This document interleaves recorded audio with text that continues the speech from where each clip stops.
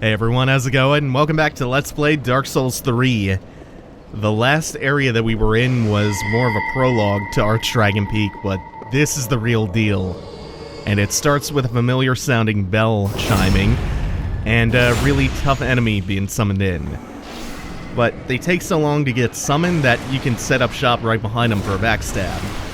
Those knights get summoned indefinitely until you kill the summoner up here. They also happen to drop a lot of souls, so it can actually make for a really nice farming spot if you just leave the summoner alive. Especially because you can always get that reliable backstab at the start, and then attack them as they're getting up. So this elevator just leads you back out to the cliffside prior to the wyvern fight. Not really that useful since we have a bonfire just beyond the wyvern. In general, I think there are just too many bonfires in this level. There's 4 if you count the next boss's bonfire. 3 if you don't. And it's not a really gigantic area. There is an ambush here. You want to try to draw them out. You guys getting stuck? No, not quite. Oh, they didn't finish either of them off. Okay, that's cool. Start with that.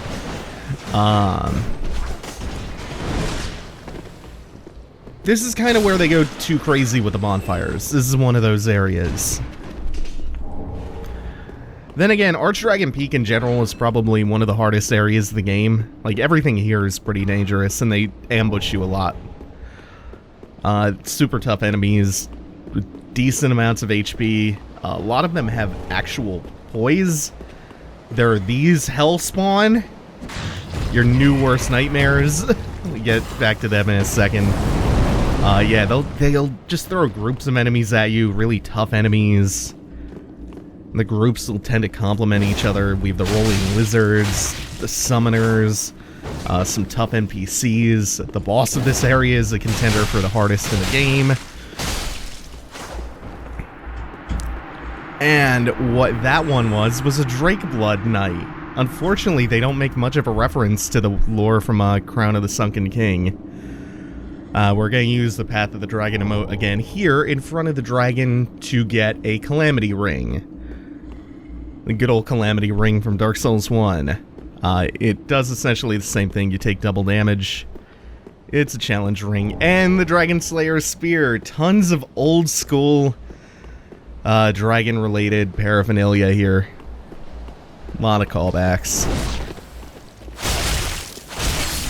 Don't want to get blindsided by him. I'm going to rush up to this guy with the shield so I don't wind up fighting both of the shield guys at once. The other one in the background will take a little while to get to me, so not too worried about it anyway.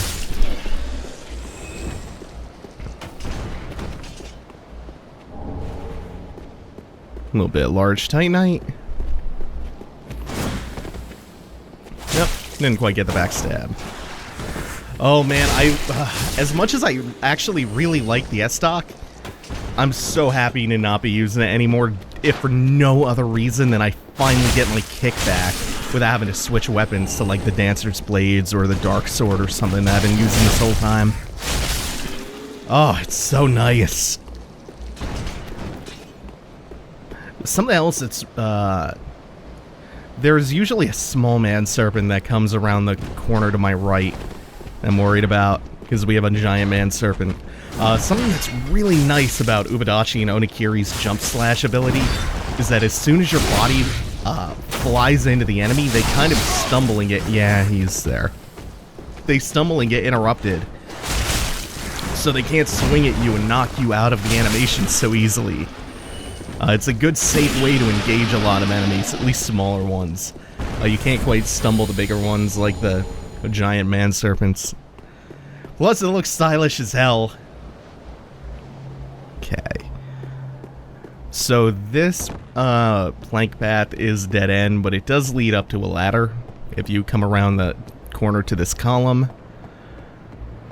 And up here is a resistance ring, one that can come in handy if you're having trouble with the boss of the area. The Thunderstone Plate ring gives you lightning resistance.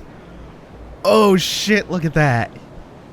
The reverence to the everlasting dragon seer. Archdragon Peak.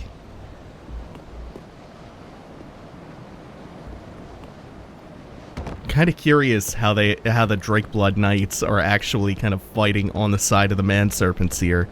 The Drakeblood Knights in DS2 were out for dragon blood. They believed it would make them powerful, help them ascend.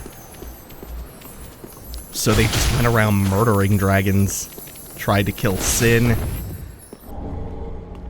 They've really kind of watered down the Drakeblood lore in this one, and ignored some of the cooler stuff that they added in DS2. No, wrong way. I think this is large Titanite or something kind of menial. Oh, Soul of a Wary Warrior. You never have too many souls. Here we go again with the stone lizards. They blend into the environment a little bit, and if you approach them carelessly, they either pin you against the wall, or they knock you straight off the cliff. There's a bunch of those stone lizards, and they're poised just, like, in every spot you see them to knock you off the cliff. Like, coming up here. There are 4 of them. They're either gonna pin you down for the dragon, or just chain roll you. Look at the fucking hitbox on that, it's ridiculous. Or they're gonna knock you off a cliff. They're hell spawn. Dark Souls 1 had the Bone Wheel Skeletons, Dark Souls 2 had the Sonic the Hedgehogs, Dark Souls 3 has those guys. Hey, it's a unique summon. That's Rickard. He's using Rickard's rapier. Let's go deal with her first, because I thought I was going to be able to backstab him, knock him down, and then come up here for her. He should be... Yep. It's still got a sick moveset. Still got a sick moveset on that Rickard's rapier. Look at that. It makes it really easy to engage.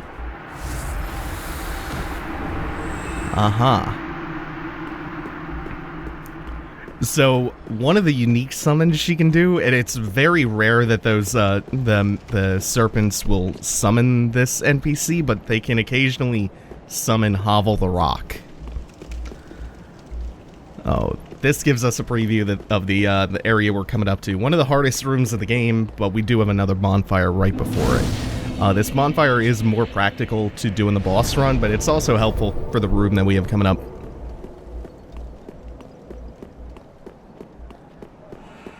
It starts off kind of inauspiciously. Whoa. Fucked that up pretty hard, though. Let him rush me down, and I got stuck in hit stun. So it starts off with this. Occasionally, if you try to fight that one out in the open, you'll get pelted with fireballs from his friend. That's not... We're not at the bad part yet. Still trying... Like, the gears are turning. I'm still trying to think of how I'm gonna handle this part without it just evolving into a big clusterfuck. Because just up the stairs, there's a long stone path. And you will encounter multiple waves of man serpents of all different types.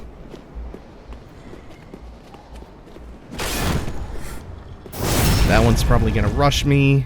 That's fine. I'll finish this off. So this is kind of the first wave. There are 3 waves.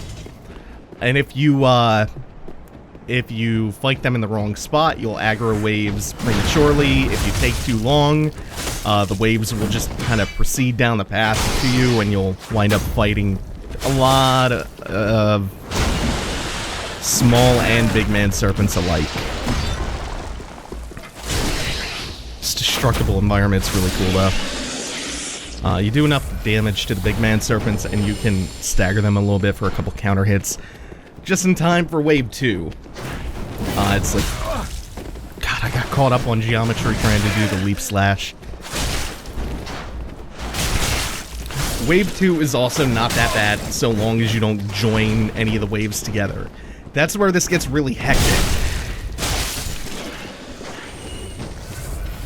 Like, the first wave is one small man serpent and one giant one. That's not too bad, as long as you're not joining them together. Second wave is 3 small ones. Not too bad as long as you don't join them to wave 1 or wave 3. Wave 3 is hard enough on its own. I need my bow. because I need to try to pull these apart. Because, yeah, 2 of the big ones at once, not fun to fight. One of them is a special type of giant man serpent. You kind of saw him a little bit towards the end of the wyvern boss fight. Oh, he just came at me on his own. Shit. The one that actually really fortuitously retreated on his own, you saw at the end of the wyvern fight. He has an axe that's attached to a chain, so his range is stupidly gigantic. You guys are really liking that Bloodborne spin to win combo today. I tried too hard to finish him. Should have just taken a second and rolled. It's still not too bad, because that's the last enemy of this room. And taking on his own, he's not too bad. Guys, like the fucking dude Mugen fights at the end of, in his last fight in Samurai Champloo. Ah! Nope.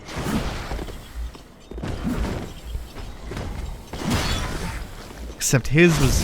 Holy shit! Oh, please don't launch me off the cliff! Thank you. It's actually really nice. I haven't had that kind of luck in this playthrough so far. Oh, these are the coolest. I wish their axes dropped. Even if it was one of the rarest rare drops in the game, I still wish they dropped. It's such a cool weapon. Maybe DLC, like the puzzling stone sword, the whip sword. Dark Souls 3 could really use more weird weapons.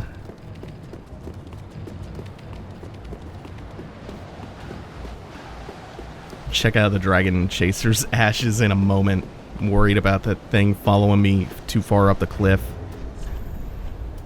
Umbral Ash of the Fallen Warriors who chose the path of the ancient dragons. Whatever it is, it's sure to grant strength to the most unrelenting warriors. The Dragon Chaser's ashes unlock the Farum gear to purchase from the Handmaiden. Oh, look at that thing! It's enormous! It's colossal! We're gonna pray to it, it's so cool. We're gonna pray to it and acquire the Twinkling Dragon Torso Stone. We already have the regular Torso Stone and the regular Headstone. There's one more Twinkling one to get, though. Stone imbued with the power of the everlasting dragons offered to a towering dragon. This stone shows signs of nascent light. Gain the torso of a dragon and roar alongside an archdragon mirage. The transformation is irreversible until death, yet true imitation will require a dragon head as well. By the end of this, we will get the Twinkling Dragon Headstone as well. So the Dragon Chaser's Ashes unlock not only the Farum gear at the Handmaiden, they unlock unlimited Titanite chunks, Twinkling Titanite, and Titanite scales for purchase. Oh man, there's so many instances where the white item glow blends into the environment here. Not just in the sunlit path, but especially if it's up against the cliffside. Just get these,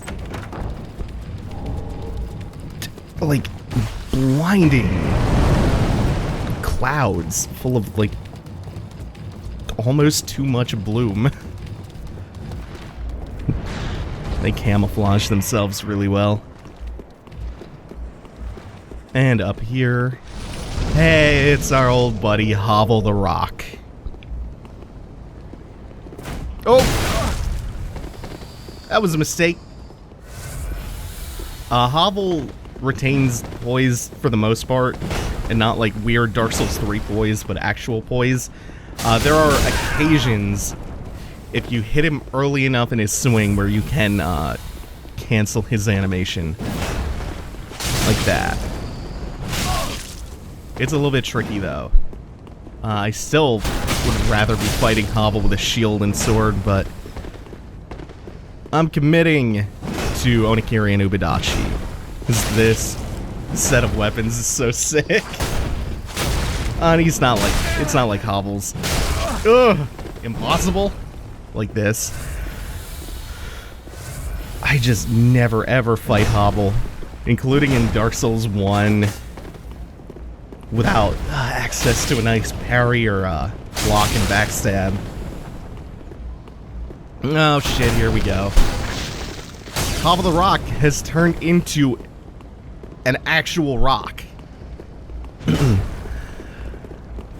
So at this point, it's barely worth fighting him. You do very little damage to him.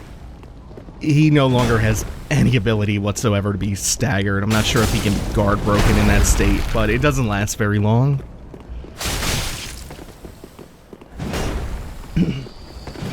So once you kill Havel up here by the dead wyvern, the summoners will no longer be able to summon Havel. So you only get Drake Blood Knights, and I think she can resummon Rickard, the second one that you come across, the second summoner. And Havel's still no fucking joke.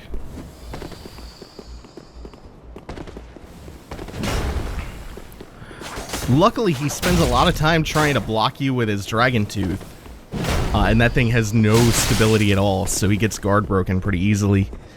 And you can either use the guard break critical attack on him, or you can just do a bunch of counter hits, which do increase damage. And since I have a weapon that hits twice in rapid succession, I think it's actually more worthwhile to take the counter hits.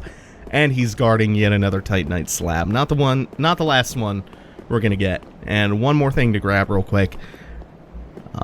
From that broken battlement, you drop down, and somewhere around here, I believe there is a miracle. Oh, shit. Kick him, he rolls off the cliff. And we get Great Magic Barrier. Now I'm going to go back to the bonfire, right before the Great Bell. And we're going to go ring that, because it's the only thing we have left to do. Before I do anything else, this boss might be kind of stamina taxing, so I threw that Chloranthe ring back on. The benefits you get from the Ring of Favor and Protection are less than the benefits from the Prisoner's Chain, which makes sense because the Prisoner's Chain also has the absorption penalty.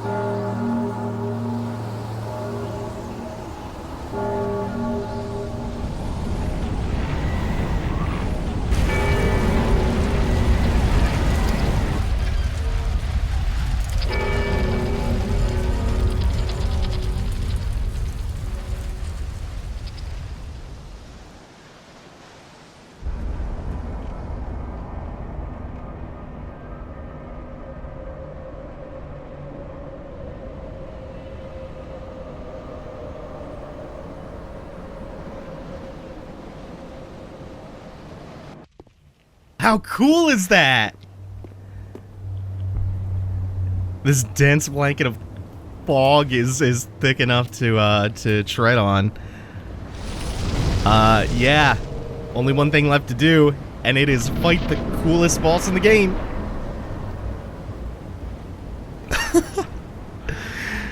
Those who sow the storm shall reap the hurricane. King of the Storm.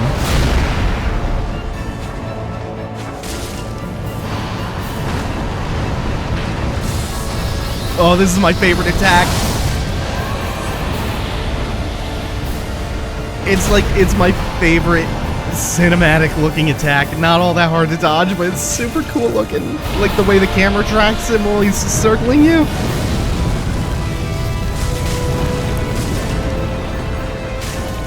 Usually, this is what I was gonna say during the old Dragon Slayer armor fight. Usually the giant soaring pieces don't do it for me. Like, I normally like simple melodies, you know, less is more. But I appreciate the work and the artistry of these elaborate, really grand compositions, but they usually don't do it for me. Like, with big, cacophonous walls of sound, I struggle to pick out what I'm supposed to be appreciating. They work fine as mood setters, but it's why I tend to like Demon Souls soundtrack a lot more. Because a lot of the themes were pretty simple, like Flame Lurkers.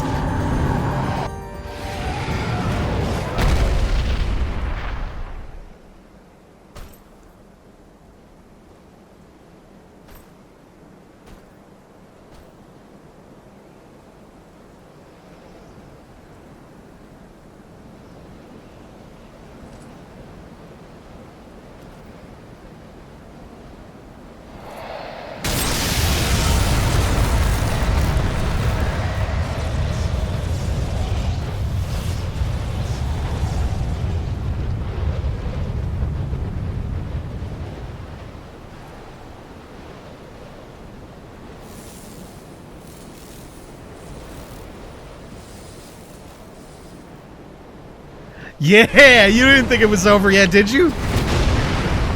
Now we're on to the cool part. The straight up duel. What I was gonna say is some of them though, some of these big orchestral themes, the big swelling walls of sound, sometimes they do it for me. Ornstein's, of course, in Dark Souls 1 conveys that feeling of walking into a war. Cleric Beast has that deep, bassy melody that underpins everything. The Dragon Slayer armor I love. The desperation, the struggle, the tension. And then this. Best theme, best boss.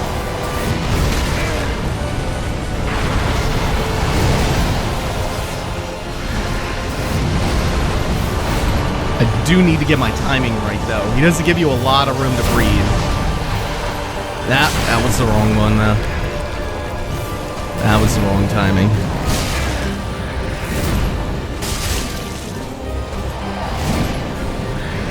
Oh! Reached just far enough.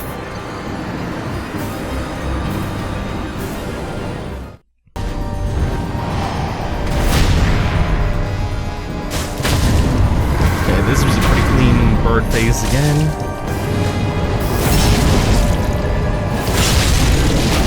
Since they take increased damage during their repose state, it's worth trying to squeeze in a regular attack too.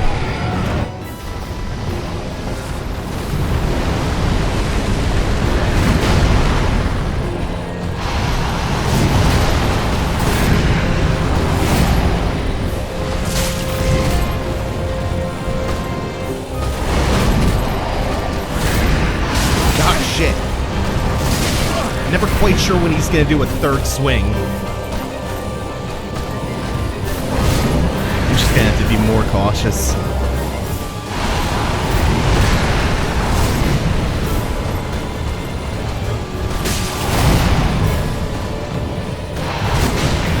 Yeah, there's no rush. There's no rush.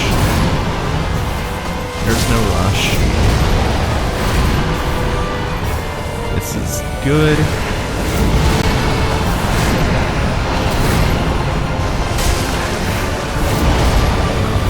Too early.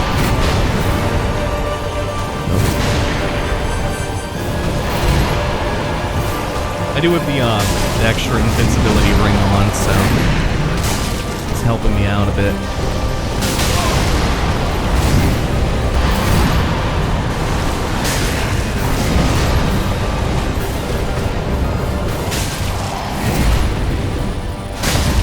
There we go. He doesn't dish out all that much damage, but it's still dangerous to be on the back foot against him because he's just relentless. You don't get an enormous amount of breathing room against him. So he doesn't actually have to do all that much damage.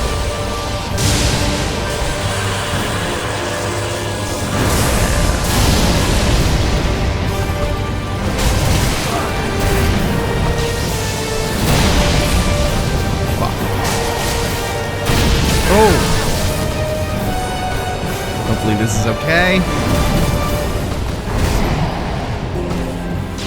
Now, way too early. I love that this is just Ornstein's grab attack from DS1.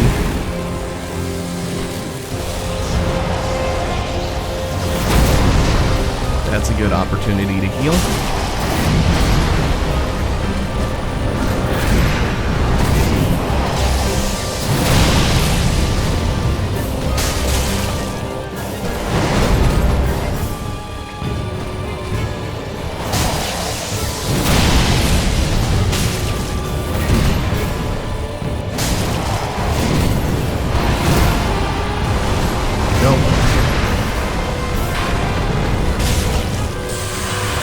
Another lightning bolt. I'm gonna roll forward this time.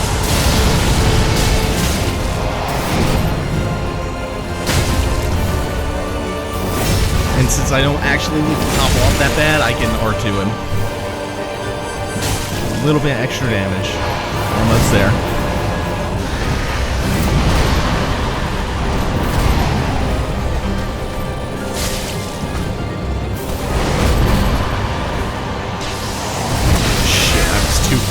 I was too far away to roll behind him to get away from that.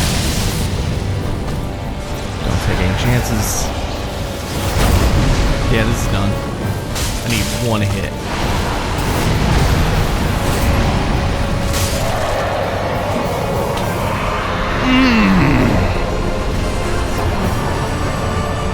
Love the intensity of that fight.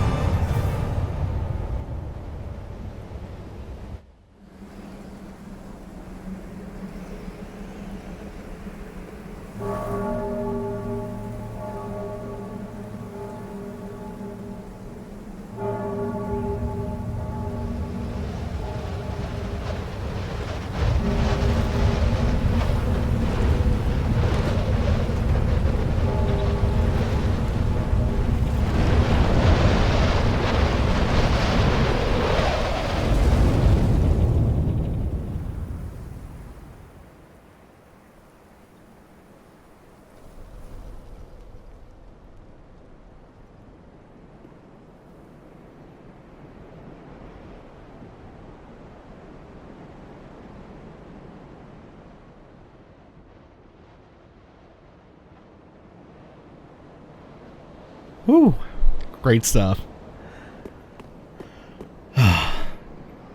So we finally get to see what the gate was leading to. It was down here to the boss room, but now all those gates are opened up, so we kind of have a straight through line that kind of bisects the whole level. And there's still a couple of things to grab down in his boss arena. You can actually see the item glow if you look through the fog once you trigger the bell. It's a little bit goofy looking. Yeah, another Titanite slab. Soul of the Nameless King. The Nameless King was once a dragon-slaying god of war before he sacrificed everything to ally himself with the ancient dragons. How about that? After all this time, after all these years of people speculating, is it Solaire? Is it Andre? Is it someone else? Are we ever going to meet him? We have fought and beaten Gwyn's firstborn, the Nameless King, the god of war, who was banished and scrubbed from the annals of history. Gwyn's firstborn. And as a bonus for beating him, we get one of my favorite armor sets of all time, Ornstein's armor.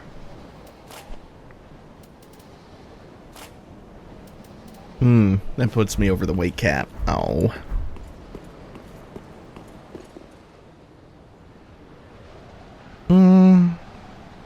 Not sure if I'm digging this look with the Undead Legion pants. Still got a couple things to do. There's one major thing I missed in Archdragon Peak that I'll go back for now. I mean, there are items here and there scattered throughout the Wyvern's arena, but most of them are just like embers or a little bit of Titanite or other kind of very minor things. There is one unique item, though. There is one unique item in its arena. You know what? I'm going to take that shield off since I'm not using it anyway. There we go, full set. Ah, much better. Much, much better.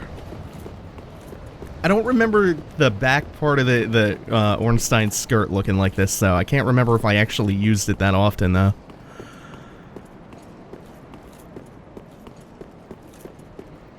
And now we see what all these reverent statues are all about. They're all statues to the god of war who pledged himself to the everlasting ancient dragons.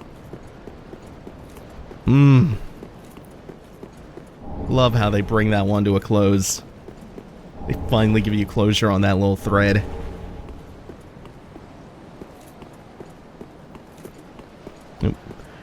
And down this walkway is the Ring of Steel protection. Not really a big deal, but we don't want to miss anything if we can avoid it. Now we'll head back to Firelink Shrine because we do still have a couple of loose ends to tie up before we go into the final two bosses next episode.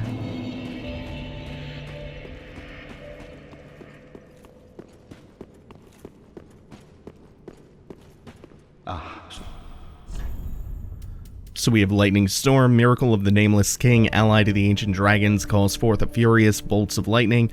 Once a slayer of dragons, the former king and war god tamed a storm drake on which he led a lifetime of battle. This miracle is likely a tale of their bond. There are a lot of parallels to Ornstein and Smo, the way that fight plays out now that I think about it. Curved sword imbued with the strength of the storm drake, the Nameless King, ally of the Ancient Dragons, fought beside the storm drake in countless battles. When the Great Beast fell, the king claimed his soul. He was, as was custom in the Age of the Gods. I'm disappointed this isn't the weapon that the Nameless King actually uses. It's just some random curved sword. I would have loved to wield that weird spear sword thing.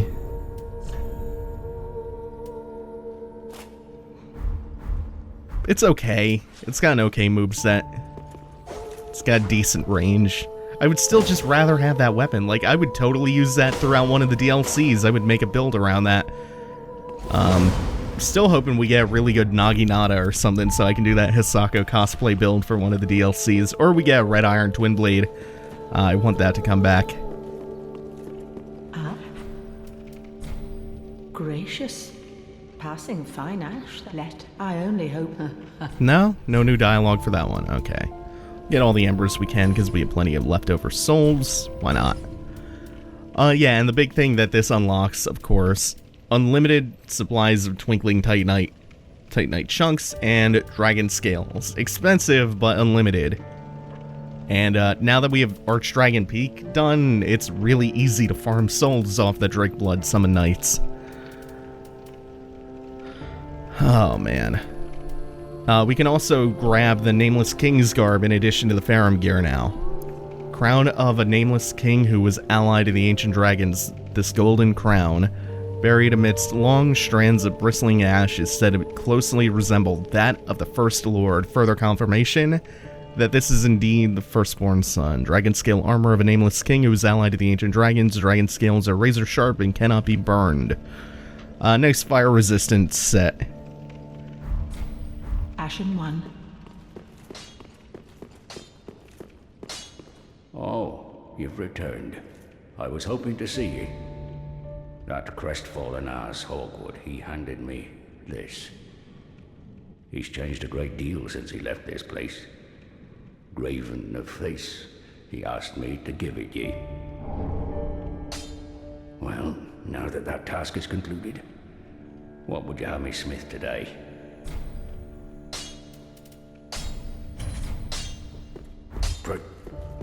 Okay, so Hawkwood left something for Andre to give to us. It's a unique wolf's blood swordgrass telling us to meet him somewhere. We'll check that out and figure out where exactly Hawkwood wants to meet up. In a moment, just want to go around, talk to everyone for, in some cases, the final time. Oh, champion, do you wish to hear it?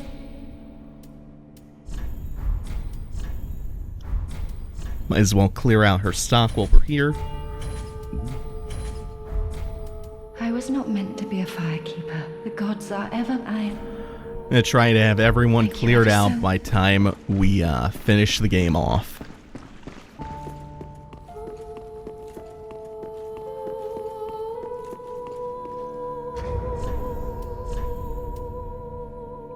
Oh, is it in key items? Might be. Yeah, it probably is. Although I think Cirrus's, Blossom wasn't. Bloodstained Swordgrass of Hawkwood, a deserter of the Undead Legion. Traditionally, the Undead Legion of Farron sends the gravest of messages using Swordgrass. Come to the Mausoleum in Farron, only one can take the path of the Ancient Dragons. Huh. So Hawkwood was down with the Path of the Dragon. And he wants us to come to the Mausoleum in Farron, which is the Abyss Watcher's bonfire. So we're gonna go meet up with him there. And, judging by the tone of that Swordgrass message, only the gravest of messages are sent that way. It's probably not going to be a pleasant conversation he wants to have. There can be only one dragon.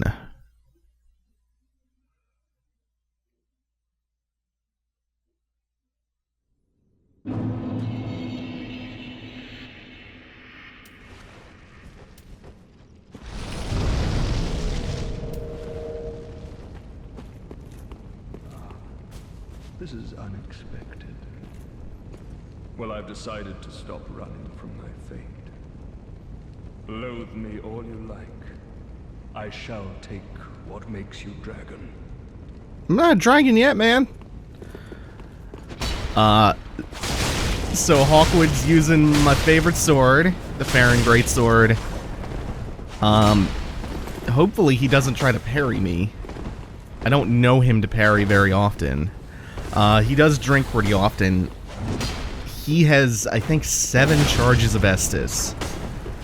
Otherwise, he's not very tough and he doesn't have that much health.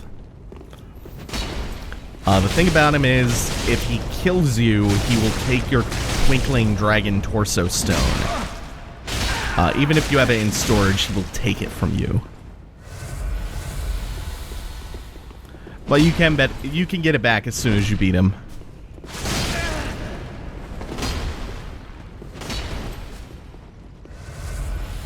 Oh, this is gonna be a chug-a-lug fest. Man, he uses it with proficiency. This is like the best duel I could have asked for. Ubadachi and Onikiri versus the Farron Greatsword. In, like, the arena of one of the cooler bosses in the game.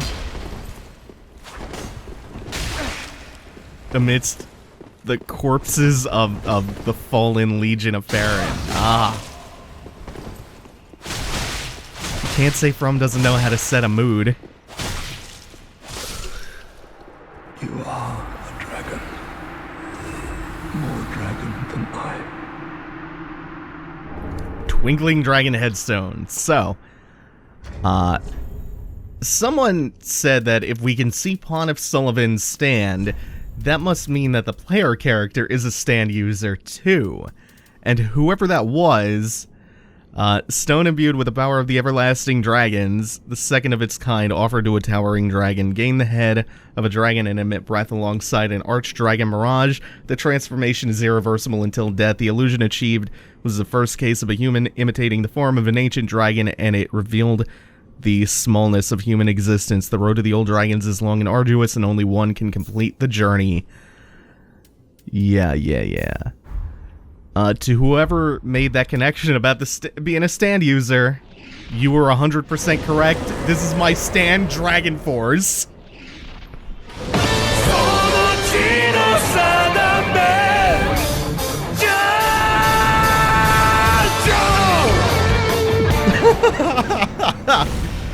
Yeah, your stand is a dragon. And this transformation will last until we die. So we're gonna be a dragon for a little bit as we tie up some more loose ends. The next one being on the bridge.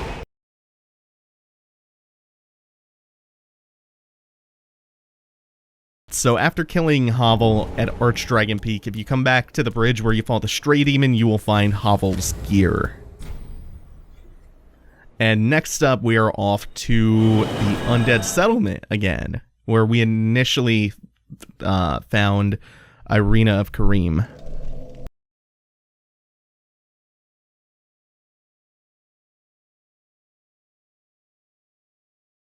So this is the cell where we initially found Irina, just outside of where we met Aegon as well.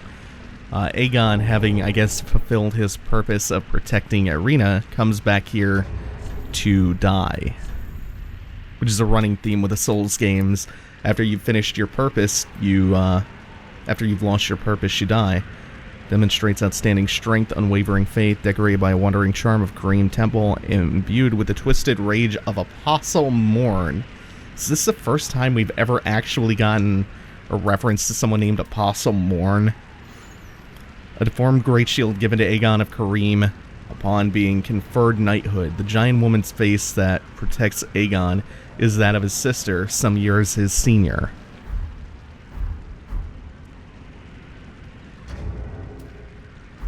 Yeah, we don't have too many loose ends to tie up. So, we're on to the finale next time. Thanks for watching, everyone. Take it easy. Have a good one, everyone.